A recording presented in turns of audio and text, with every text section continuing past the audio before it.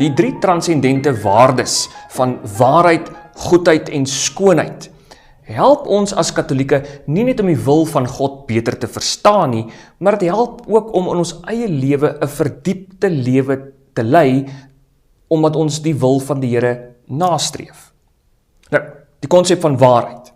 God is vir ons altyd die hoogste bron van waarheid. Hy homself is die absolute waarheid. Daarom vir ons wys waarheid altyd na God. En hierdie gedagte moedig ons aan om altyd eerlik te wees, om die regte geloof te soek en na te streef, om eerlik die evangelie uit te lewe.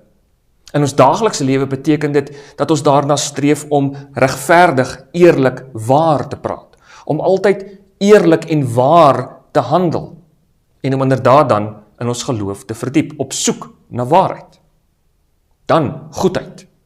Goedheid is vir ons God se liefde wat in ons dade sigbaar word, maar wat ook in die natuur en in ander mense se lewens rondom ons sigbaar word, wanneer ons die goedheid van God in die natuur en in ander mense se lewens sien. Goedheid. Goedheid dryf ons om ander mense in liefde en deernis nie net raak te sien nie, maar om hulle in en deur liefde en deernis te behandel, om barmhartigheid te bewys, om regverdigheid te bewys, na te jaag.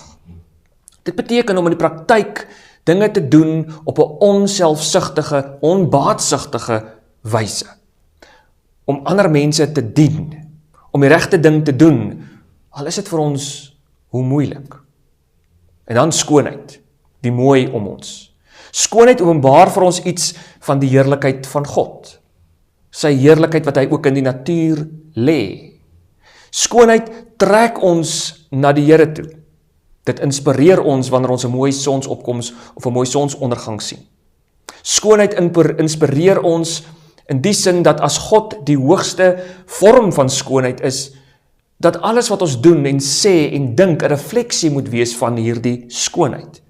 In praktyk, die dinge wat ons doen, beteken ook ons eie dinge wat ons maak, ons kuns, ons kultuur, die musiek wat ons maak, ons hele lewe, behoort 'n refleksie te wees van die skoonheid van God, 'n najaag van 'n lewe van deeg.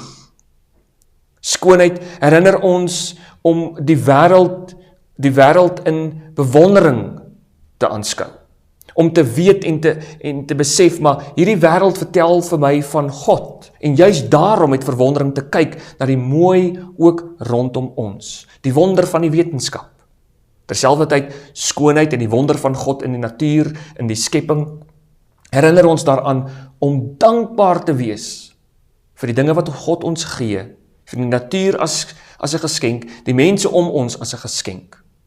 God wat vir ons gee, dinge wat sy skoonheid reflekteer. Hierdie waardes van waarheid, goedheid en skoonheid help vir ons as Katolieke nie net om in ons verhouding met God te verdiep nie, maar dit help ons ook om sy teenwoordigheid orals rondom ons raak te sien.